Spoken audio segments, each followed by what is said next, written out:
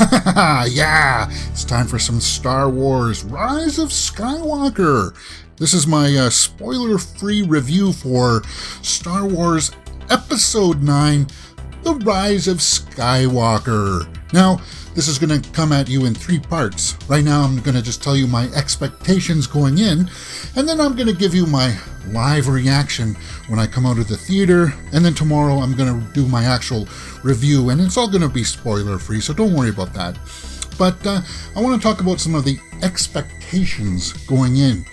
Now, I will let you know straight up that I wasn't the hugest fan of The Last Jedi. There were things that I liked, but I just want you to know that so you know a little bit as to where I'm coming from. I did like the marketing for The Rise of Skywalker. I reacted to all the trailers, and I will leave links to those in the cards above.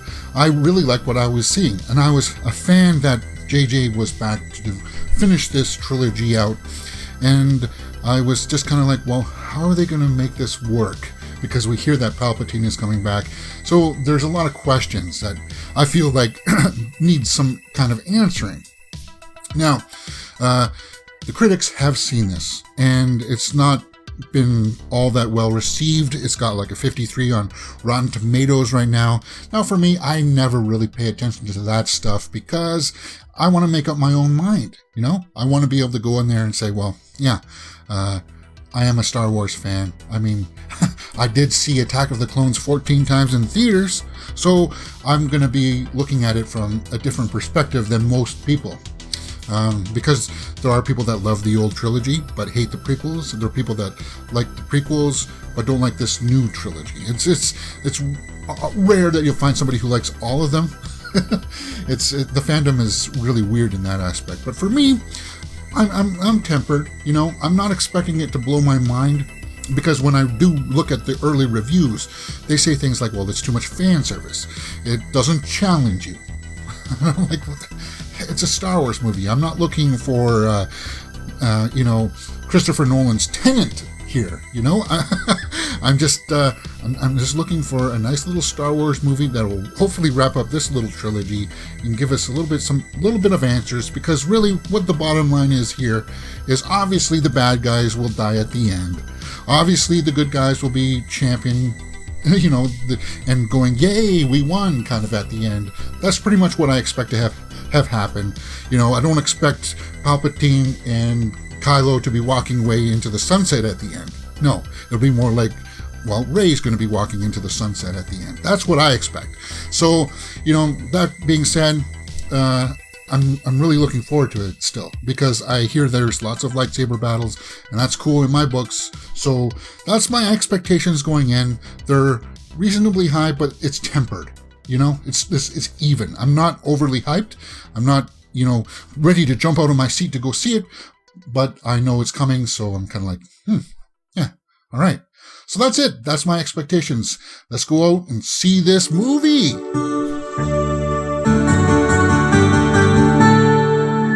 All right, guys, so I just got out of The Rise of Skywalker, and I want to give you my initial thoughts. My initial thoughts are, I don't hate it. I didn't hate this. And I heard going in that a lot of people didn't like it coming out. But it's a Star Wars movie, and you got to kind of take some time to digest it. There's a lot in it. I agree with that. But this is one, it's not like The Last Jedi where I was kind of like, oof, I don't know if I like that. Everything they did in it made me happy. So I just feel like maybe there's some problems with the pacing. I'll have to go home and sleep on it. But my initial reaction is that I didn't hate it. And that's a good thing. That's a good sign. I like the score, and I'm very curious about some of the new characters like Pride, Allegiant General Pride. Who is he? Zora Bliss was cool. But yeah, my initial impression is that I'm satisfied. It's a little rather snowy outside right now, so I'm not going to linger on with this. Just want to give you my initial impression, and that's it. Yeah, it's not that bad. So, I've had a night to sleep on The Rise of Skywalker now, and I've started to watch people's spoiler reviews. I'll have mine out later on, either tomorrow or later today. I just want to say that I didn't hate it. I didn't hate this movie. And I will go see it again. So if you're wanting me to trash it and go, oh, it's so terrible, it's one of the worst movies I've ever seen, I'm sorry, I just can't do that. I have to be honest with you guys. And I know there are people out there that will be like wanting to see videos like that, and you get easy views doing that. But I gotta be honest. It didn't make me do that. There were some things in there that I didn't like. Yeah, I'll grant you that. But there was nothing like my reaction to the Last Jedi, where I was just kind of like, and that video went on for about 12 minutes. I didn't have that reaction. I just feel like I'm going to tell you the things that I liked, and I liked the score. I liked Rey, and I liked Kylo. I think this is the best I've ever, of the 3 films that we've seen. This is the best that I've liked them, because up till now they really haven't explained a whole lot as to what's going on. They've really opened up the mystery box and decided to give you some answers, which is good, because if everything was a mystery, then nothing really gets answered and you're just left unsatisfied. They give you the answers, and some people liked it, some people don't, and I just feel like for what they did, I liked their arcs, and I was satisfied with the ending. Yeah. So that being said, the things that I didn't like, there were some things that were shoehorned in. Yeah, I'll grant you that.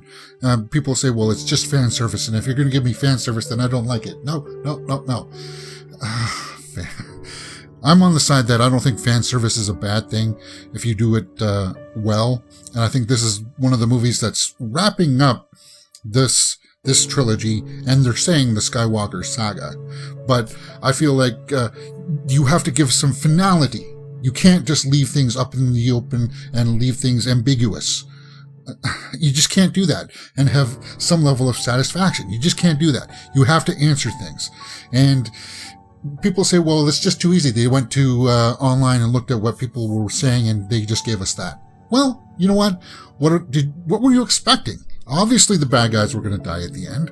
Obviously, the good guys would, they would have some challenges, but they would ultimately win in the end. I don't know what more you were expecting if you thought that they weren't going to, close some of the arcs off. I felt like some of the answers, yeah, I can see that doesn't work for me. And I'll talk about those in the spoiler review, which I'll leave links to up in the cards above. But for the most part, I think when I give you my score sheet here, you're going to realize how good I felt the movie was. Which, it's a good film, but it's not great. It's not going to be on the top 10 of the year list. No way. But it's my favorite of the Star Wars movies of the saga series. Yeah. It's my favorite. Because, as I said, we get to see actually Rey develop more. We get to see what happens between Rey and Kylo. And I like some of the additions of the new characters, like Allegiant General Pride. I felt like that was good. And Zori Bliss. And that's not spoiling anything. They're in the movie. So, yeah, some of the storylines, yeah, I'll talk about that in spoilers. But my overall impression, that's it. I think that's all I can pretty much say without rambling on too much without spoiling anything. Let's just pull up my score sheet and I'll walk you through it.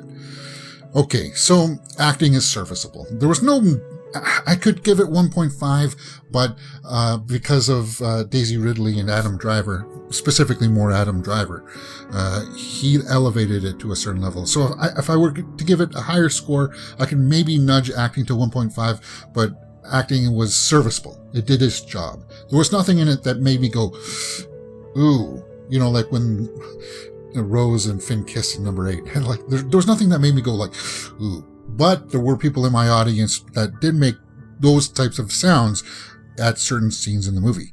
Directing, JJ, he was going to have a tough time no matter what. And there were things like the visual effects that I felt were executed well. it is a complex story to set things up because episode 8 tied everything up so much. It is just kind of like, well, that's the end of this story. Now what do we do?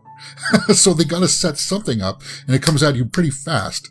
So with that being said, the juggling of it, I could even budge that up to 1.5, but I'm not, because I just can't do it in good conscience. The story, again, has those problems, too many problems. It's middle of the road for me. The cinematography, though, was beautiful. It was shot well. It had some very interesting visuals, for sure.